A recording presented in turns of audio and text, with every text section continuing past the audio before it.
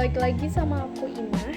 Jadi di video kali ini tuh ya guys, agak beda sama video-video yang sebelumnya yang dimana ngebahasnya tentang fisika. Kali ini aku bakal ngebahas tentang pemboran. Nah, lebih tepatnya ke pola pemboran dan juga produksi pemboran. Yang pertama kita bakal bahas pola pemboran dulu ya. Nah, pola pemboran di sini yang aku mau bahas tuh ada dua, pola pemboran tambang terbuka dan juga pola pemboran tambang bawah tanah. Untuk yang di tambang terbuka itu ada 4, bawah tanah juga ada 4, tapi beda ya. Yang tambang terbuka itu yang pertama square bujur sangkar, yang kedua rektangular persegi panjang, yang ketiga zigzag stretch bujur sangkar, yang terakhir itu zigzag stretch persegi panjang. Nah, untuk yang tambang pola pemboran tambang bawah tanah itu kan sama nih, ada 4. Yang pertama itu ada center cut, yang kedua wedge cut, yang ketiga drag cut, sama yang terakhir itu namanya burn cut. Oke. Habis ini kita masuk ke produksi pemboran. Jadi di produksi pemboran itu yang pertama kita bahas tentang sistem pemboran. Jadi di sistem pemboran itu ada 8 metode.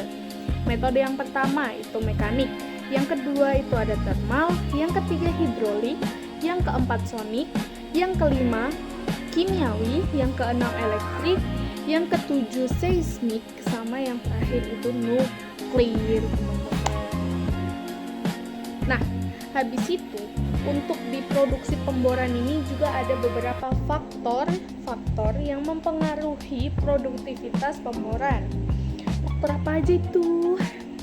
Jadi ada 4 faktor. Yang pertama itu tentang sifat batuan, yang kedua geometri dan pola pemboran, yang ketiga umur dan kondisi mesin, sama yang terakhir keterampilan operator. Tuh. Jadi, aku mau ngejelasin dikit.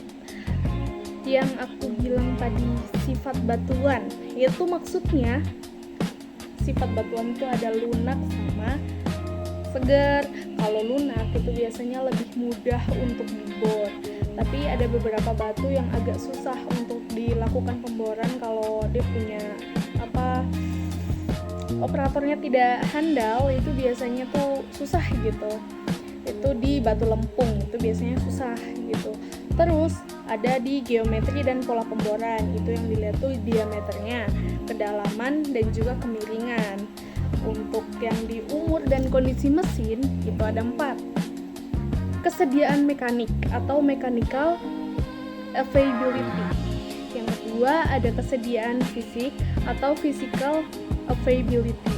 Yang ketiga adalah penggunaan kesediaan atau utilization of availability. Yang keempat atau yang terakhir itu penggunaan efektif atau effective utilization. Begitu teman-teman.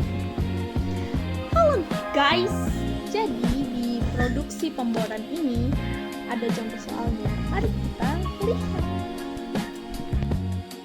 Nah guys, ini adalah contoh soalnya. Nah, di contoh soal terdapat tabel yang berisi anggapan dan juga waktunya.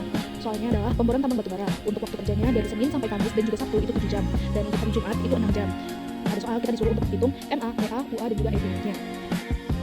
Nah, yang pertama harus dilakukan itu menghitung total menitnya. Nah, untuk yang pertama itu dari hujan hingga di no order itu totalnya 90 menit. Dan untuk perbaikan alatnya itu 25 menit. Nah, berikut adalah penyelesaian dari soal tersebut. Jadi, pertama-tama yang perlu kita tentukan adalah waktu kerja alatnya. Nah, waktu kerja alat dapat didapatkan dari waktu kerja, hari kerja dibagi jumlah hari kerja dan juga jam kerja dibagi dengan hari, total hari. Jadi 5 kali 7 didapat dari hari Senin, Selasa, Rabu, Kamis dan juga Sabtu. Itu kan 5 hari. Terus dikali 7 karena dia jam kerjanya di situ adalah 7 jam. Lalu dijumlahkan dengan hari Jumat yang dikali 6 jam. Terus dibagi 6. Kenapa 6? Karena itu totalnya 6 hari kerja. Didapatkan hasil 6,833 jam per hari yang menjadi 409,98 menit per hari. Nah, diketahui waktu standby-nya itu 94 menit dan juga waktu perbaikan alatnya 25 menit. Itu yang pertama kita tentukan tadi yang kita buat tabelnya.